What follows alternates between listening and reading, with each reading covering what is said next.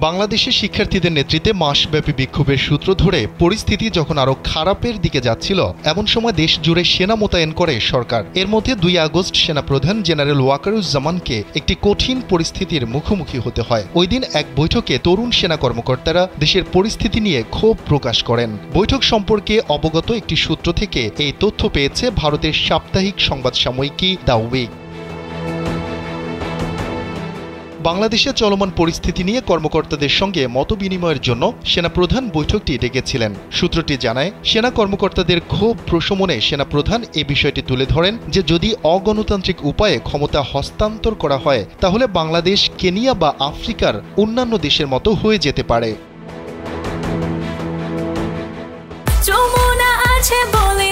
Jamuna refrigerator, খাবার fresh তো life জম্পেশ।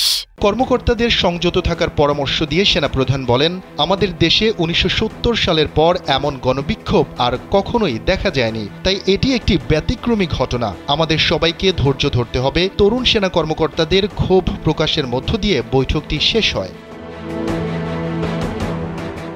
এর 3 দিন পর 5 আগস্ট শেখ হাসিনা একটি সামরিক হেলিকপ্টারে চড়তে বাধ্য হন, যেটা তাকে ভারতীয় সীমান্ত পেরিয়ে আগরতলায় নিয়ে যায়, যেখানে বাংলাদেশ বিমান বাহিনীর একটি C-130 পরিবহন উড়োজাহাজ অপেক্ষমান ছিল।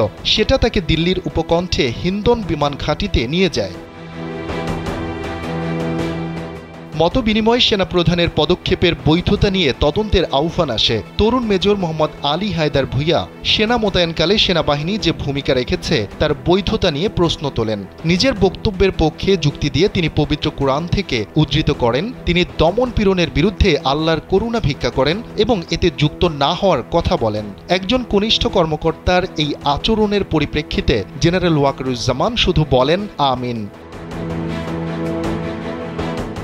নারী কর্মকর্তা মেজর হাজেরা জাহান এই ঘটনায় শিশুদের প্রাণহানি ও এর ন্যায্য বিচার হওয়ার উপর গুরুত্ব দিয়েছেন। তিনি উদ্ভূত পরিস্থিতিতে সেনাবাহিনীর ওপর জনগণের অসন্তোষ বাড়তে থাকা নিয়ে উদ্বেগ প্রকাশ করেন। সেনাপ্রধান তার সঙ্গে একমত হন।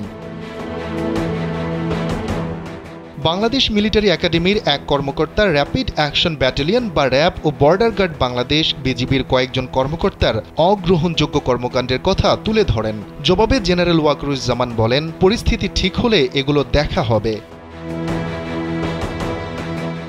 সেনাবাহিনীর ওপর জনগণের সমর্থন কমে যাওয়ার কথা তুলে ধরে সেনা সদস্যদের ব্যারাকে ফিরিয়ে নেয়ার পরামর্শ দেন 5 এয়ার ডিফেন্স রেজিমেন্টের commanding officer lieutenant colonel Mahbub. চট্টগ্রামের আরেক কর্মকর্তা আহত শিক্ষার্থীদের সহায়তার মাধ্যমে সেনাবাহিনীর ভাবমূর্তি ফিরিয়ে আনতে কাজ করার পরামর্শ দেন।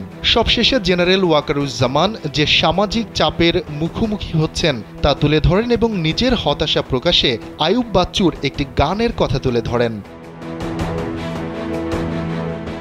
শফিকুল ইসলাম শান্ত, কালবেলা।